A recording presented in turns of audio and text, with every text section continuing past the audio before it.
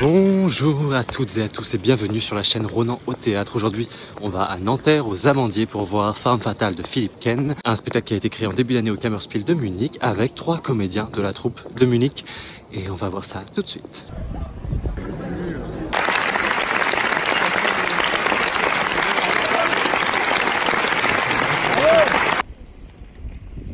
C'est étonnant, c'est une pièce extrêmement politique, mais en même temps qui n'est pas militante dans le sens tribune. En fait, on a 5 épouvantails sur scène, 5 épouvantails dans un monde qui clairement a foutu le camp, un monde complètement artificiel, un monde où les oiseaux sont en plastique, où les chants d'oiseaux sont préenregistrés sur des cassettes, où les bottes de foin sont en plastique, c'est-à-dire que les éventails sont les seuls à avoir du vrai foin, les épouvantails. Et à la fois, on a beau être dans un futur où tout est mort, leurs humains sont morts, leurs fermiers sont morts aussi. À la fois, on peut pas dire qu'on est dans une dystopie non plus. On est dans un monde où il y a une volonté de renaître, où on lutte contre le glyphosate. En fait, le prisme de ces épouvantails, leur statut, le fait que ce soit des personnages ancrés sur le terrain, ça leur fait donner des informations très factuelles. Ah bah ça y est, Nanterre c'est reparti, on adore la forêt dans le noir.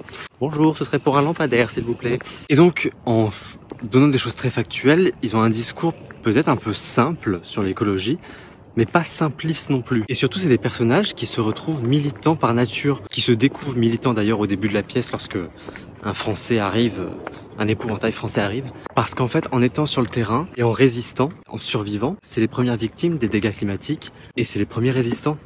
Donc, ce sont des activistes. Ça pose aussi la question de la violence comme un acte militant. Est-ce que c'est utile? Est-ce qu'on doit avoir recours à la violence?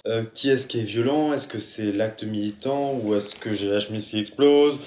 Qui est-ce qui est violent? Est-ce que c'est le militant ou est-ce que c'est celui qu'on dénonce, celui qui utilise du glyphosate partout? Je trouve que même si ces petits épouvantails, ils peuvent avoir un côté bref de comptoir par moment, ils ont une vision assez rationnelle des choses. C'est pas manichéen, c'est pas didactique, ça ouvre les questions. Et puis aussi c'est plein de poésie parce que finalement ça reste quand même 5 épouvantails. Il y a un côté petite fable, c'est très musical aussi, mais il y a un côté fable, conte pour enfants de ce pauvre épouvantail qui est dont la planète a été détruite. Et il y a une phrase au début d'ailleurs par rapport aux oiseaux qui est très belle, parce que donc les épouvantails, leur rôle dans la vie c'est de chasser les oiseaux. Et ils disent c'est triste que nous ayons toujours tout fait pour les éloigner, en parlant des oiseaux, et maintenant ils nous manquent. Est-ce qu'on est arrivé à un stade où on fait tout pour éloigner les nuisibles qui soi-disant nous gâchent la vie, et aujourd'hui notre société est arrivée au stade où on se dit que tout ce qu'on a éloigné était peut-être pas si mauvais pour nous. Et puis ça parle aussi d'écosystème, ça parle d'écologie au sens large. Et le spectacle en lui-même, j'ai l'impression, est plutôt dans une forme, bien que spectaculaire, bien que chargée avec beaucoup de choses, je pense plutôt écolo quand même. On est sur des matériaux qui ont l'air recyclables, des choses avec peu de transformation, donc réutilisables. Et puis après, on arrive là, à la fin sur un truc un peu psyché quand même. On se retrouve dans une espèce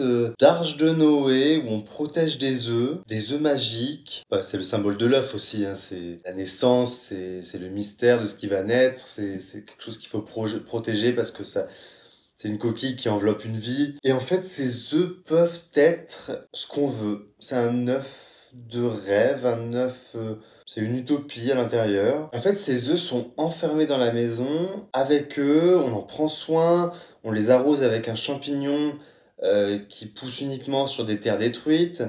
Il y a presque une symbolique du phénix en fait avec ces œufs. Une société qui pourrait renaître de ses cendres, qui aurait été reconstruite par les épouvantails. On est vraiment dans l'univers de Philippe Ken, dans ce monde en huis clos. J'ai acheté cette petite lampe qui arrête pas de trembler niveau lumière, c'est très pénible. Et puis quand même, le fait d'avoir ces épouvantails avec ces gros masques, très marqué, il y a des expressions extrêmement figées sur les masques, des voix déformées, un jeu aussi très... Il y a vraiment une distorsion du réel au niveau du jeu, il y a un côté clownesque qui se dégage, donc c'est un spectacle très drôle à la fois. Bref, j'ai trouvé ça super, c'est jusqu'au 25 septembre. Est-ce que ça tourne? Oui, ça tourne, non, ça tourne pas. Crash Park, je m'en fous, Crash Park, j'ai déjà vu. Bon, bah ça tourne pas, mais il y a Crash Park qui tourne. J'avais d'ailleurs fait une vidéo sur Crash Park. À revoir sur la chaîne. Et ben c'est la fin de cette vidéo. N'oubliez pas de donner un petit pouce en l'air et de partager. Et nous on se dit à bientôt au théâtre.